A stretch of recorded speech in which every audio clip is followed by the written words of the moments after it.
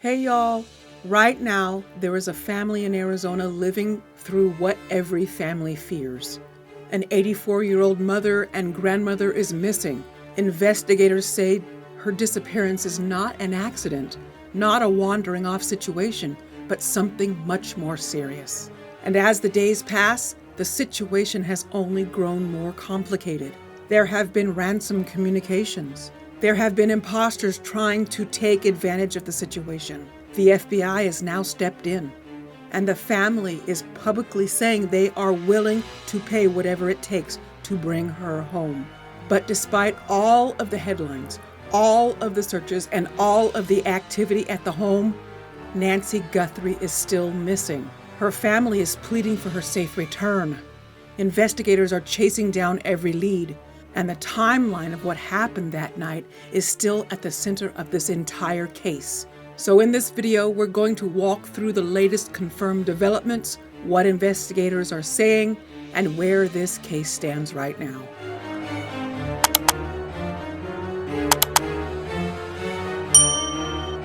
There have been several significant developments in the investigation into the disappearance of Nancy Guthrie, and together they show a clear escalation in urgency, communication, and federal involvement. Law enforcement has confirmed they are actively reviewing multiple communications connected to the case, including messages sent to media outlets. Those messages have been turned over to investigators, and both the FBI and the Pima County Sheriff's Department say they are still evaluating their authenticity. Officials have not confirmed who sent the messages or whether they are legitimate. Meanwhile, investigators returned to Nancy Guthrie's home again, marking the third time the property has been treated as an active crime scene. A large surge of law enforcement activity unfolded outside the home. Reporters were ordered to leave, and authorities shut down the road for approximately 2 blocks in every direction. Multiple FBI vehicles arrived, including unmarked Suburbans, vans, and pickup trucks believed to be evidence response units. Federal agents were seen entering the driveway with equipment, signaling renewed processing of the scene.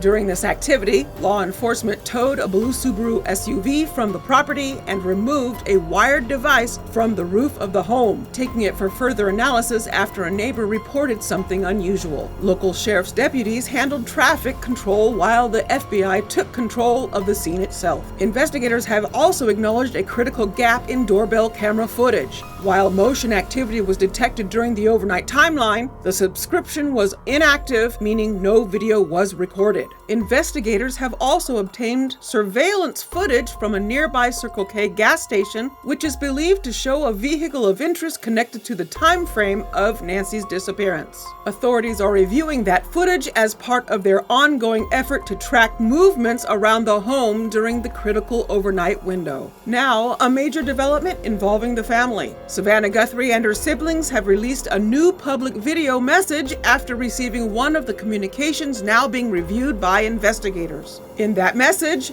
Savannah directly addressed whoever may be responsible and said, "We received your message, we will pay." That marks the first time the family has publicly stated they are willing to pay a ransom for Nancy's safe return. Authorities have acknowledged the family's statement, but continue to stress they have not yet verified the authenticity of any ransom-related communications. Investigators say the first ransom deadline mentioned in one of the messages has already passed, and additional deadlines were reportedly included. At the same time, the FBI is expanding public tip efforts and is preparing broader outreach campaigns to gather information from the public. Meanwhile, the investigation itself is also facing scrutiny. Sheriff Chris Nanos has acknowledged that there were early investigative missteps, including releasing the home as a crime scene too soon and later having to return to recover additional evidence. There were also reported delays in deploying certain search resources during the critical early hours of the case.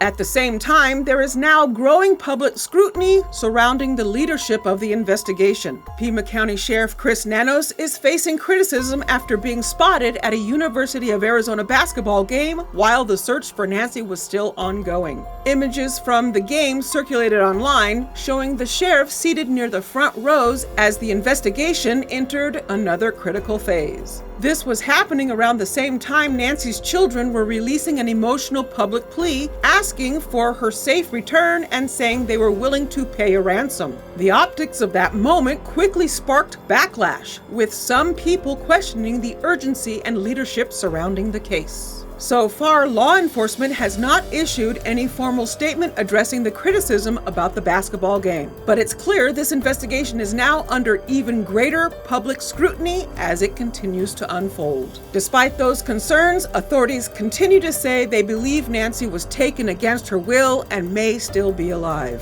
As of now, no suspect or person of interest has been publicly identified and no proof of life has been released. The FBI and the Pima County Sheriff's Department remain jointly involved as the investigation continues to intensify, with every digital message, physical item, and surveillance lead being carefully evaluated.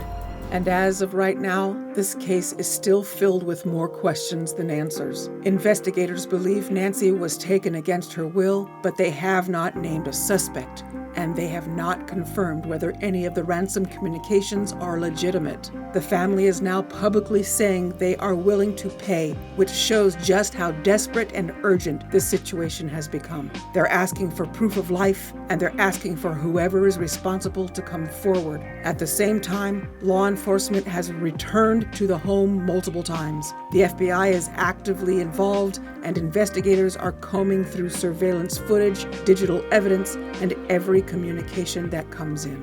But even with all that activity, Nancy is still missing. And that's the part that keeps this case so heavy. This isn't just another headline. This is an 84-year-old woman who needs daily medication, who has grandchildren waiting for her, and a family that is now speaking directly to whoever may have taken her. Every hour that passes matters. So right now, investigators are chasing down every lead, from surveillance cameras to ransom messages, trying to figure out what happened during those critical overnight hours. And until there is a suspect, proof of life, or confirmed break in the case, this investigation remains in a very uncertain and very serious place.